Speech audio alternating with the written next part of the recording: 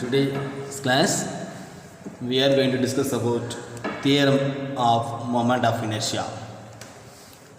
Already I explained the moment of inertia general formula I is equal to mr square. M means mass, r means that is a square, r square means that is a square of the distance. So now we are going to discuss about the theorem of moment of inertia. To explain this moment of inertia, here the moment of inertia is dependent on the mass and the square of the distance. It is a general formula. Suppose if the object it has a rotational motion, means the moment of inertia depend upon the axis of rotation. Is depend upon the axis of rotation, and also it is depend upon the orientation of the body, orientation of the object about an axis. Okay, the moment of inertia is depend upon the orientation of the body and axis of rotation, when the body it has a rotational motion.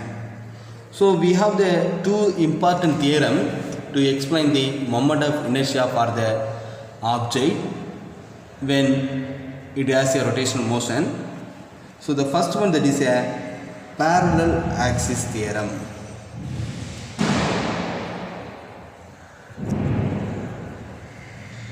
These are the important 5 more questions, students. Parallel axis theorem, and another one is perpendicular axis theorem. One is parallel axis theorem, another one is perpendicular axis theorem. Okay, so today we are going to discuss about parallel axis theorem and perpendicular axis theorem. This theorem used to explain the moment of inertia for the object. First we are going to discuss parallel axis theorem. Here the parallel axis theorem, it states that the moment of inertia of body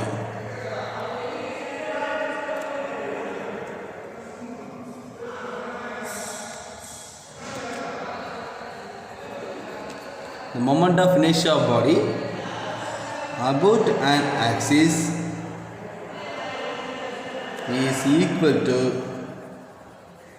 an axis is equal to sum of moment of inertia, sum of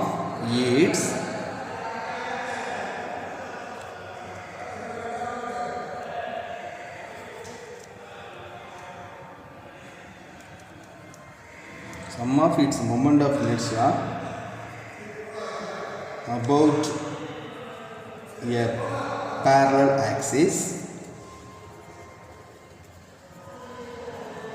through its center of mass, and the product of mass of the body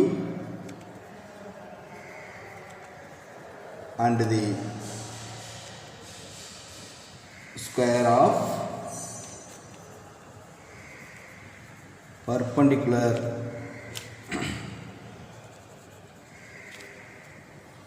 distance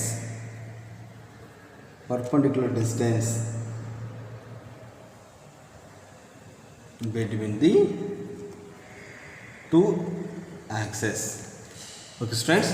So statement for the parallel axis theorem, it is state that the moment of inertia of a body about an axis, is equal to sum of its moment of inertia about a parallel axis through its center of mass and the product of mass of the body and the square of the perpendicular distance between two axes. We consider IC is the moment of inertia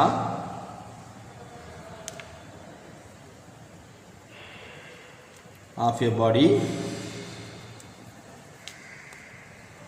about a parallel axis through center of mass, and then m is the mass of the body, and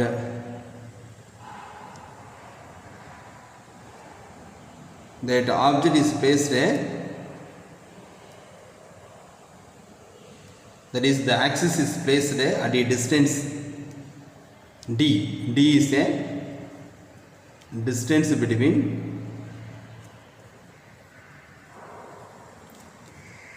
two axes.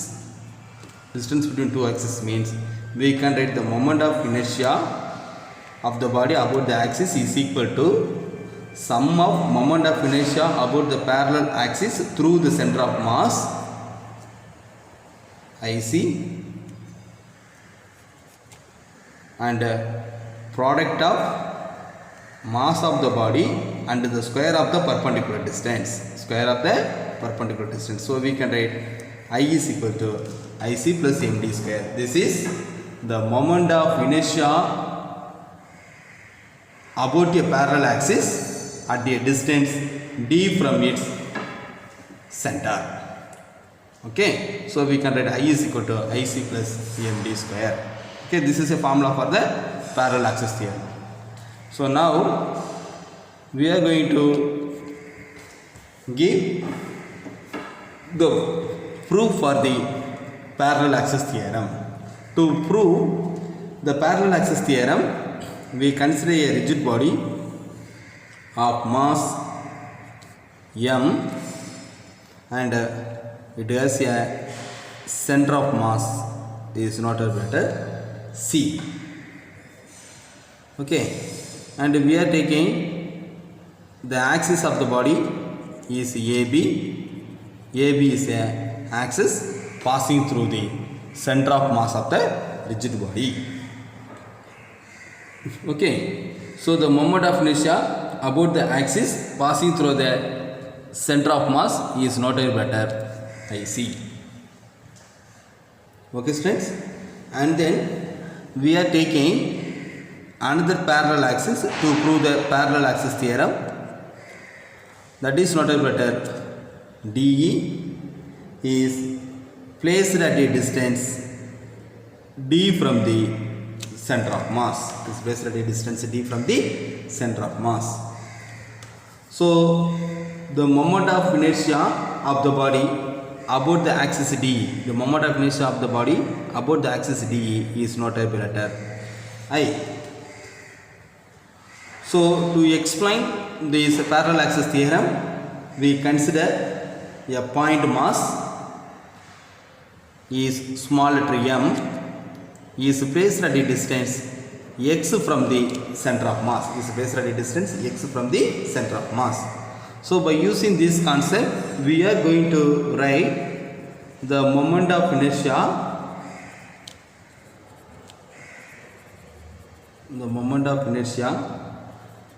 of the point, the moment of inertia of the point mass about the axis DE.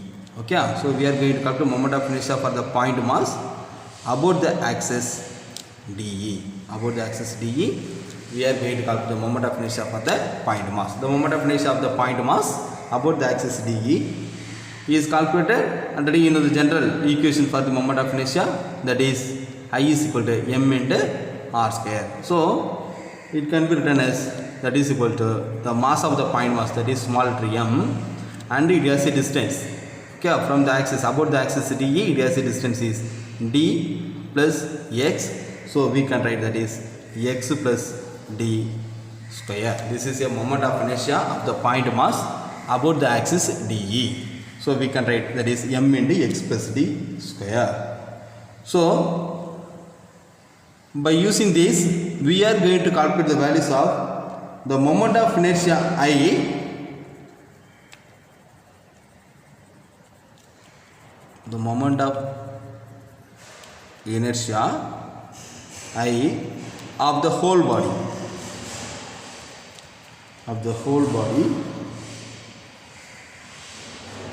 about the parallel axis DE, about axis DE.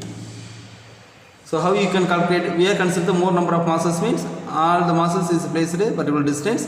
It is also depend upon the center of mass, and it is also we are going to calculate the moment of inertia about the axis ds means it is calculated by using summation of the first equation, that is above expression. So it is noted I is equal to summation m into x plus d square. Okay, so first we calculate for the single point mass. So the rigid body, it is made up of the more number of masses, point masses. So the total moment of inertia is calculated by using the summation of first equation, that is summation mx plus d square. From this we can write I is equal to summation of m.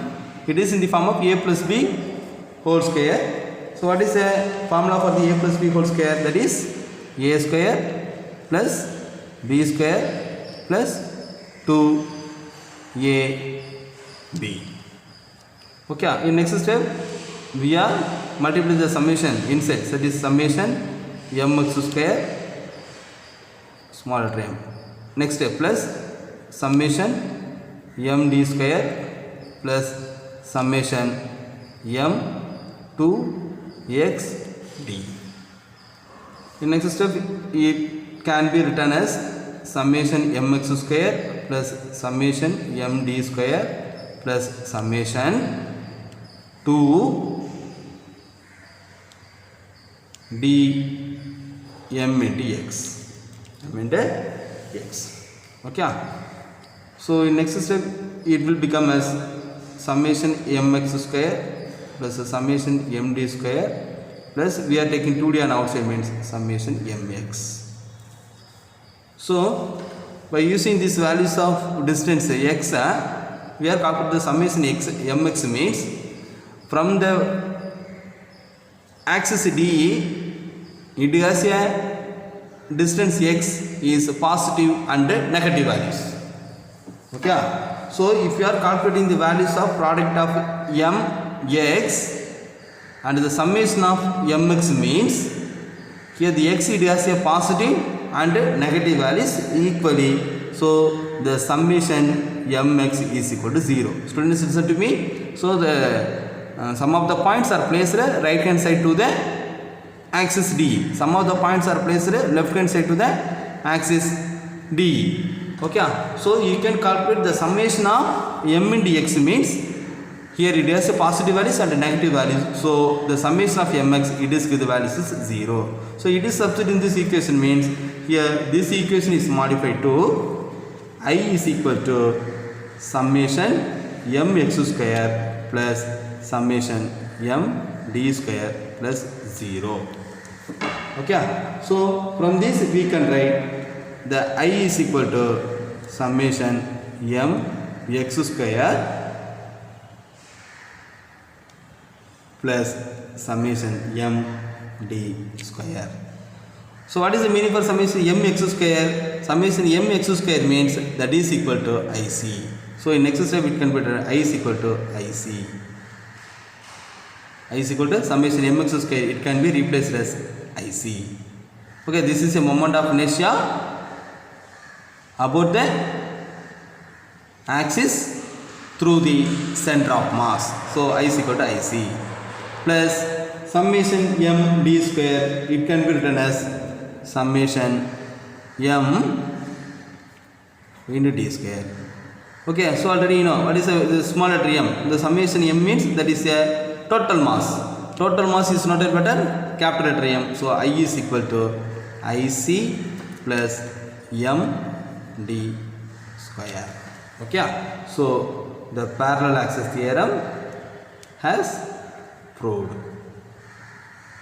I is equal to IC plus MD square. I is equal to IC plus MD square. Thank you, students.